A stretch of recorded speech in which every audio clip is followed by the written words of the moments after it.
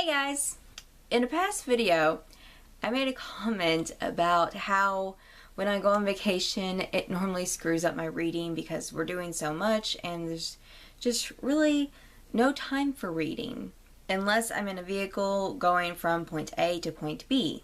And I don't know about you guys, but I can stop reading a book at any point and then just come back to it later like I had never stopped reading it, but I get very grumpy when I have to do this. So normally if I know we're going to be going like 4 or 5 different places and I'm only going to have like 5 minutes of reading here and there, I normally just don't read.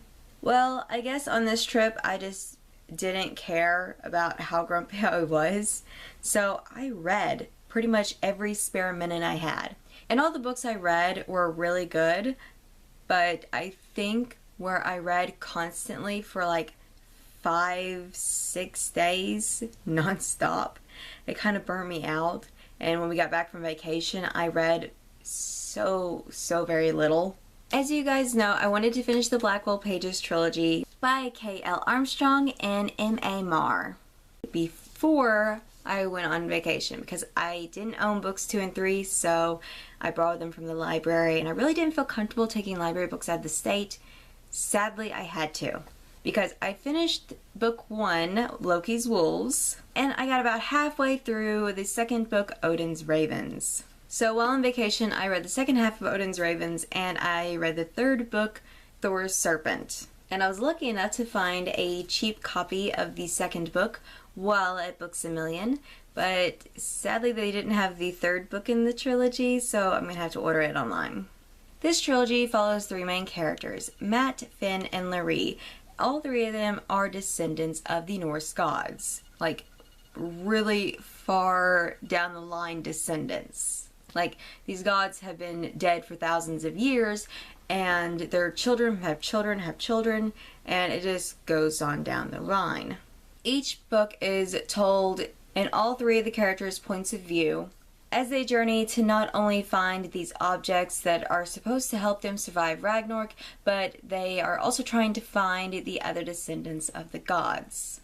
And I'm used to reading Rick Riordan's books where the main character is a demigod and he has to fulfill a prophecy. In these books, it's kind of the same concept, but they're not demigods, and the prophecy that they're actually having to fulfill is something that the gods themselves were supposed to do, but then they croaked and it just got thrown on their descendants. Overall, if you want to learn more about Norse mythology, this really isn't the trilogy to read. If you want to know more about Ragnarok and how the gods died and everything, this is a good middle grade series to read. But if you're looking to learn a lot about Norse mythology, not just about Ragnarok, then I recommend the Magnus Chase series. But this on its own was a really good series, because even though you really only get to learn about how the gods died and Ragnarok and a few other Norse mythology myths here and there, really you don't get confused. And for me, these books turned out incredibly fast-paced. And one of my favorite things is that there's illustrations throughout the entire book. There's almost an illustration per chapter. There was a couple things about the series overall I didn't like the storyline for Finn in the ending of the second book and in the third and final book. And then if it hadn't been for the illustrations, I really wouldn't have been able to picture what some things looked like just from the description alone. And then in the third book, it seemed like there was a little bit of some unnecessary traveling and drama going on with a bunch of monsters. But overall, I loved all 3 books. And I ended up giving all 3 books a 4 out of 5 stars. Then the last 2.5 books I read were the Selection trilogy. Going into the Selection series, I knew nothing except the fact that it was a competition between 35 girls. And this series has been out for a while, so I'm actually surprised I say that spoiler free. And I'm really glad I did, because I flew through this first book. I mean, I know I stayed up until like 2 in the morning when I started reading it, and I had about 80 pages left when I stopped reading to go to bed. And I'm going to be completely honest, I'm not 100% sure where each book left off and the next one picked up because I read them so quickly.